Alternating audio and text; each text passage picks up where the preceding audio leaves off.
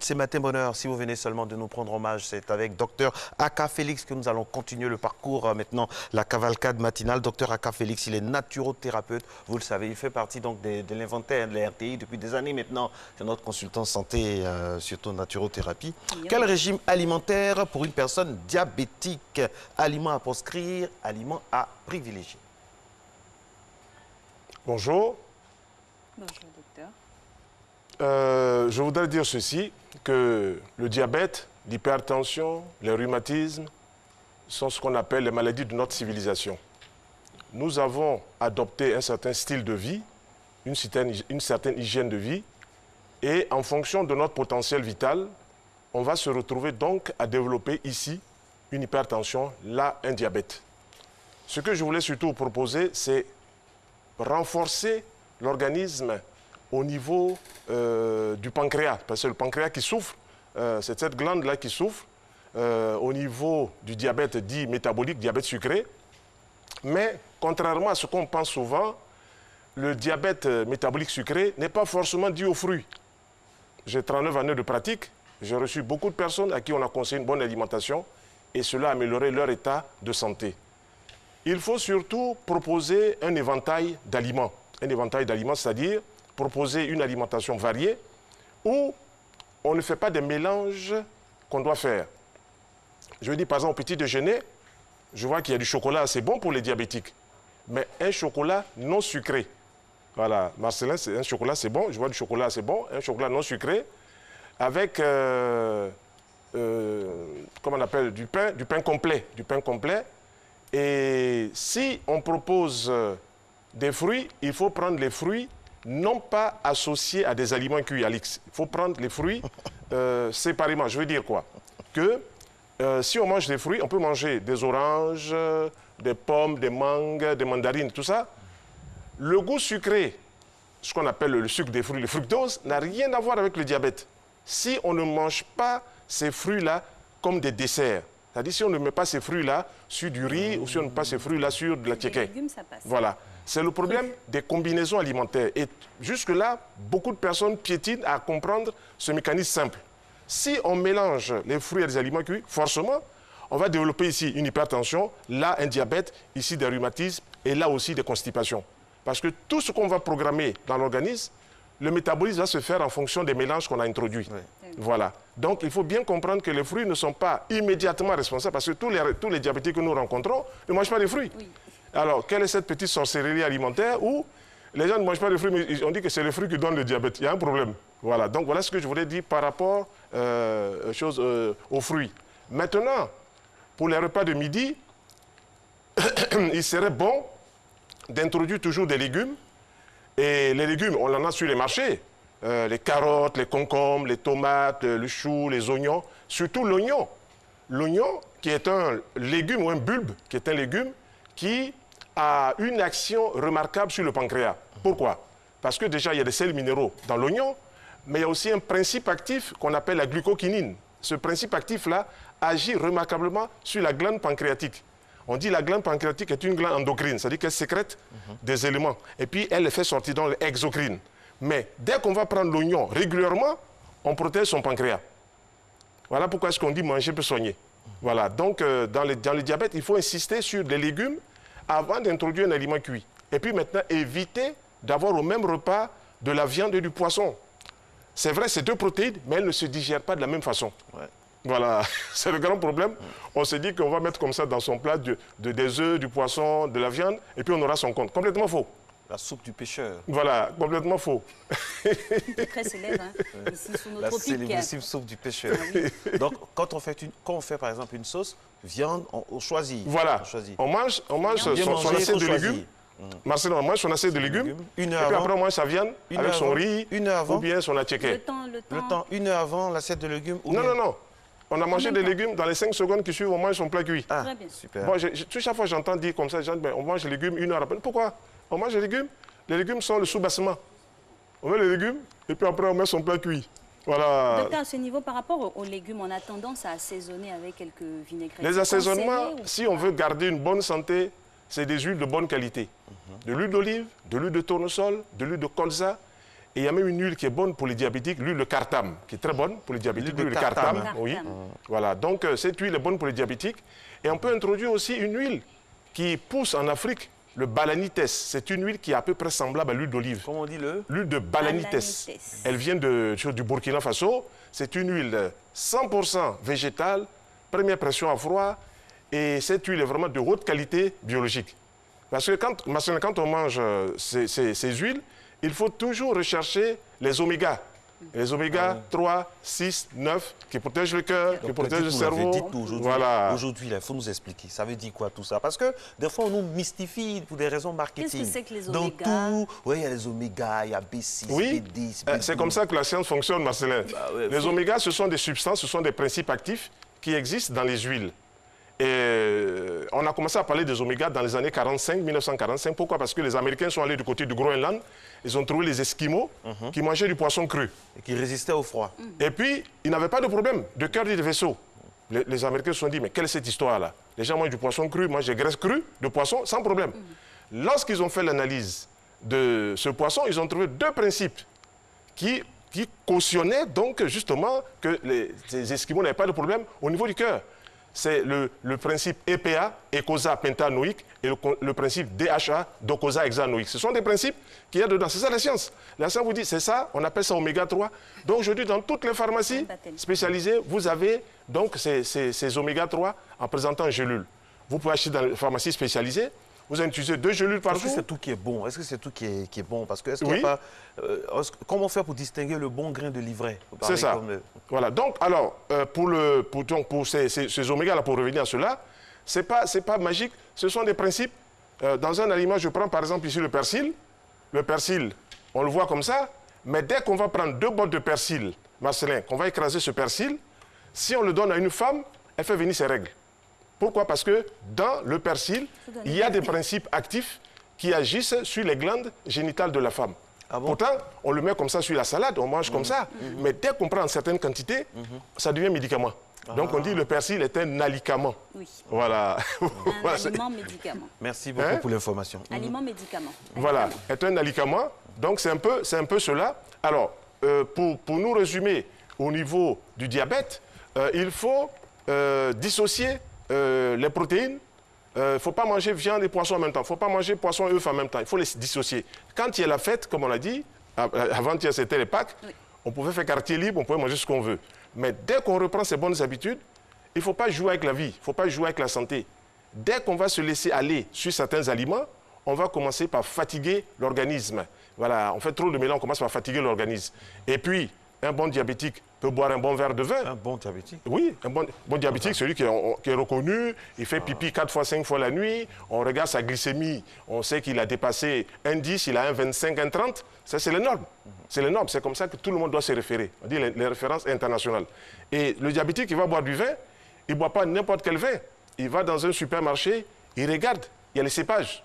Ici, il y a le merlot, ici, il y a le syrah, ici, il y a le tanat, ici, il y a le grenache. Ici, il y a le pinot noir. Voilà les vins qui sont antioxydants, que la science a montré et démontré qu'ils sont bons pour la santé. Voilà. Un verre par jour. Voilà. Un verre par jour, c'est suffisant. Un verre par jour, c'est suffisant parce qu'au-delà de 2 verres... Un verre normal par jour. Il ne faut pas remplir... Parce que je connais des verres chez des amis qui sont des verres, qui sont des seaux. Un verre par jour. Hein. Monsieur qui dit un verre, il a un litre d'un verre. Un verre légal, normal, reconnu internationalement par l'association. Quand vous allez en Allemagne, les gens vous parlent d'un verre, c'est 1 litre. Hein? Ah ben oui, un litre. Surtout au festival de la bière. La bière, voilà, ils appellent ça en allemand, à une face. C'est-à-dire 1 litre, là, vous avez ça. Et quand vous buvez ça, en tout cas, si vous allez faire pipi. Un par jour comme ça, c'est pas sûr qu'à voilà. Donc, la suite de la il faut éviter de prendre des fruits comme dessert.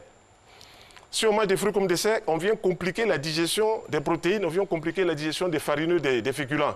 Donc, pas de dessert sur un repas qui est déjà assez complexe. Wow. Voilà. Et c'est le problème. Tant que l'homme de science, l'homme de santé n'a pas compris qu'il y a des combinaisons alimentaires qui sont bonnes et qu'il y a des combinaisons alimentaires qui ne sont pas bonnes, on va toujours rester dans les mêmes. C'est ça l'idée de notre civilisation. On mélange tout. Notre civilisation dit qu'on peut manger de tout et de tout à la fois. Donc l'homme est devenu omnivoriste. Il mange de tout et de tout à la fois. Mais il a oublié que sa première fonction, c'était d'abord d'être frugivore. Il doit manger beaucoup de fruits, beaucoup de légumes par rapport à son anatomie. Et puis maintenant introduire des seconds aliments, de poissons, des œufs, etc., etc. Voilà, donc il ne faut pas oublier cette remarque-là, elle est très importante. Voilà. Docteur, donc voilà ce que je voulais dire. Oui. À ce niveau-là, avec tout ce que vous nous expliquez, là, on devrait faire un démantèlement de notre culture alimentaire. Comment ça va se passer à la maison? Comment amener tous ceux qui sont à la maison à changer leurs habitudes progressivement? Oui, c'est ce que je dis toujours quand je fais mes conférences. J'ai dit, il y a la forme qui est là. Maintenant, on va utiliser 3 suffixes. Le suffixe con, le suffixe ré et le suffixe trans. Qu'est-ce que ça dit? Si on se conforme, le suffixe con, on n'avance pas. Si on se réforme, le suffixe ré, on avance. Et si on se réforme, on va au suffixe trans, on se transforme. Donc la forme est là, mais c'est le suffixe qui change. En fait, il faut sortir des sentiers battus. Pendant des années, on nous a dit que manger des fruits après un repas, c'est l'idéal pour la santé. On nous a bassiné ça, alors que là, vous êtes iconoclaste, c'est un mythe qui tombe. C'est-à-dire qu'il faut manger des fruits bien avant, des légumes bien avant. Avant le repas. Avant le repas. Les légumes? Les fruits? Oui. Non. Les fruits, si on les mange, c'est 2 heures avant le repas. 2 heures avant. Ou 4 heures après le repas. Ah, d'accord. Avant ou après? Alors, les seuls aliments qui se mélangent avec tous les autres, Marcelin, Eric, c'est les légumes qui se mélangent avec tous les autres. Mais les fruits ne se mélangent pas du tout avec les aliments cuits. Les fruits peuvent se mélanger avec des légumes, les choux, les carottes, les légumes crus. Mais dès qu'on met les fruits sur des aliments cuits, le métabolisme change complètement, il est vicié. Et ça, c'est ce que j'appelle les maladies de notre civilisation. On est dans un système, quand vous allez à table, on vous propose quelquefois une entrée, on vous propose un plat cuit, on vous propose ensuite des desserts, on vous propose des glaces, on vous propose un café, un pouce café, et puis on vous amène au cimetière, un pouce cimetière. Oh, docteur, quand même. Mais si avec ça, on fait du sport, ça peut atténuer un peu. Le sport, moi, je conseille la marche. Je conseille la marche. Ceux qui font du sport de compétition, c'est bon, mais il doit avoir une hygiène alimentaire conséquente. Regardez ce footballeur ivoirien qui a joué à Monaco, Youssouf Fofana. Il pouvait avoir une carrière formidable. Mais Youssouf Fofana ne mangeait pas de fruits, ne mangeait pas de légumes. Chaque fois, il avait des claquages au niveau des muscles. J'ai plusieurs fois envoyé du courrier, je ne sais pas s'il les a reçus. Ça, c'est un scoop. Hein, les claquages. Les muscles ont besoin d'énergie, pas seulement du côté du riz ou du pain, ont besoin aussi des fruits. C'est difficile, c'est quand même difficile à croire un sportif qui ne mange pas de fruits. Un sportif il y a doit quand manger même des un suivi fruits. au niveau du club de la principauté. Marcelin, regardez tous les joueurs. Actuellement, c'est les tournois de tennis. Tous les joueurs de tennis ont un paquet de bananes à côté. Pourquoi? Parce que dans les cyclistes aussi. Ils vont frapper dans la balle, ils vont courir, c'est 6 heures de match, 4 heures de match. Mais personne ne peut tenir même 1 heure de temps. Un match normal, c'est quoi? C'est 45 minutes. Là, ils sont à la 3 heures, 4 heures, ils vont pomper dedans et ils prennent la banane qui apporte de l'énergie vraie. L'énergie aux muscles, des hydrates de carbone, et puis qui apporte du sucre dans les tissus. Il y a une légende qui dit une banane chaque jour garde le docteur loin de vous. Si on mange une banane chaque jour, mais pas sur le repas cuit. D'accord. Voilà. Pas sur le repas cuit. Bonne combinaison. Voilà. Comme on disait ici tantôt, les intellectuels doivent introduire du sucre de bonne qualité pour le cerveau. La banane fait partie, les raisins, les pommes, les mangues, pour le cerveau. Le sucre a une destination nutritionnelle d'abord pour le cerveau. Ensuite, les protéines, c'est la charpente, les muscles. Et puis ensuite, le riz, le pain, c'est l'énergie. Voilà, on va courir, on va marcher. Mais si on reste dans la viande, le poisson, la tchéké et qu'on ne mange pas de fruits, le cerveau finit à 65 ans, 70 ans pour avoir des problèmes. Il se ratatine. On dit ramollissement cérébral. Parce que le cerveau ne reçoit pas le carburant qu'il faut. Et toutes ces maladies qui vont se développer viennent de quoi? Du fait que le cerveau n'a pas le carburant qu'il faut. Regardez par exemple, dans les maladies où on parle de la maladie de Parkinson, où les gens tremblent comme ça. Hein? C'est des maladies neurologiques. Mais c'est quoi? Il manque la dopamine, cette substance qui sert de médiation entre un neurone et un autre neurone. Mais cette dopamine, on la trouve dans l'alimentation. S'il ne faudrait pas cela, il y a des gens qui vont passer 65 ans, ils commencent à avoir des problèmes de santé, maladie d'Alzheimer. Vous connaissez cette maladie d'Alzheimer, où les gens commencent à perdre la mémoire, les gens ne savent plus marcher, ne savent plus parler, ce qu'on appelle la maladie des 3 ans. Mais dès que vous introduisez une alimentation saine et que vous boostez un peu avec un verre de vin, vous poussez, oui j'insiste, le vin, ce sont des études qui ont été faites, on viendra un jour ici pour en parler, les études ont été faites pousser. Il y a beaucoup qui sont souris devant le poste, un verre de vin homologué. Mais oui, je partage votre opinion, Marcelin, il ne faut pas aller avaler 1 litre. Parce que si vous passez déjà 2 verres de vin, vous rentrez dans ce qu'on appelle le méos. Moi je connais un ami qui appelle son docteur. Docteur, est-ce qu'exceptionnellement, comme c'est samedi, je peux prendre un autre verre? Un gars qui manage son docteur. Alors, docteur, je veux revenir sur les fruits. Quid des fruits secs? Les fruits secs sont bons. Ce sont des fruits en général, soit sucrés ou bien oléagineux. Fruits secs oléagineux qui contiennent des huiles. Les amandes, les noix, les noisettes, les cajous, les arachides, c'est les fruits secs. Ils sont bons. on peut les prendre en alternance avec les fruits. C'est-à-dire, aujourd'hui, on a mangé des fruits secs au petit déjeuner. Demain, on mangera des fruits juteux. Voilà. Et puis après, quand on fait du sport, comme tout à l'heure, monsieur présentait le fitness là, quand on fait du sport, on mange des fruits secs crus, des fruits secs crus, mais sucrés. Parce que c'est l'énergie qui est concentrée. Une poignée comme ça nous suffit. Exemple. Les dattes, comment on appelle, les figues, les raisins secs, les bananes séchées ou même les bananes normales, bananes douces normales. C'est des fruits qui sont... Les mangues séchées aussi. Il y a des mangues séchées, oui. mais là, elles n'ont pas la même fonction parce que c'est la saison, là. voilà, il n'y a pas de farineux dans la banane. D'accord. C'est un bon concentré pour faire maigrir certaines personnes, pour couper un peu la faim. Les gens qui aiment grignoter, quand ils prennent des bananes séchées ou bien des mangues séchées, voilà, ça coupe un peu la faim. Ça se voit maintenant. Grande grignoteuse. Ça se voit maintenant. Grande Mais grignoteuse de Alice Mauritanie. c'est une superbe femme, elle est belle et tout ça. elle est toujours Si elle mange beaucoup de fruits, elle va encore entretenir sa beauté pendant des années, des années, Merci des années, du des années. tuyau, docteur. Voilà. Elle ne fait même pas ses 45 ans. Ah, moi, je ne sais pas. Je suis loin du compte, hein. Très loin. Non, docteur, pour Voilà. récapituler, puisqu'il nous reste seulement une Voilà. minute pour récapituler, qu'est-ce qu'on doit retenir Pour aujourd'hui? récapituler, on peut alterner au petit déjeuner des fruits avec... Aujourd'hui, on fera des fruits. Demain, on fera des aliments cuits. Mais toujours des mélanges compatibles. Pas de café au lait, pas de thé au lait, pas de cacao au lait. Voilà. Ou le café, ou le thé, ou le cacao, avec le pain complet ou bien quelque chose qu'on a envie de manger avec. Et quand on prend, par exemple, du pain avec une omelette, il faut toujours dans l'omelette mettre des oignons, de l'ail, de la tomate, voilà, des antioxydants. Il faut les mettre. Antioxydants Voilà. pour la santé, antioxydants. Merci beaucoup à vous, docteur Aka Félix. C'est toujours un plaisir de vous avoir.